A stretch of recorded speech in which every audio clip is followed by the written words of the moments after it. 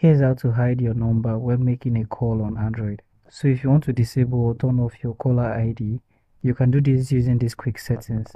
Now open the phone dialer on your Android phone. Tap on the three dot at the top right corner of your screen. Tap on settings to open your call settings. And under call settings, you want to tap on calls or calling account. Tap on this and then choose your network provider. Now tap on additional settings and allow this to load. After loading, tap on caller ID and you will see the option to hide your caller ID. Tap on this and anytime you make a phone call, your caller ID will now display as a private number and no longer your mobile number. To turn off or disable caller ID at any moment, come back to additional settings and then tap on caller ID. Tap on show number and your caller ID will be enabled.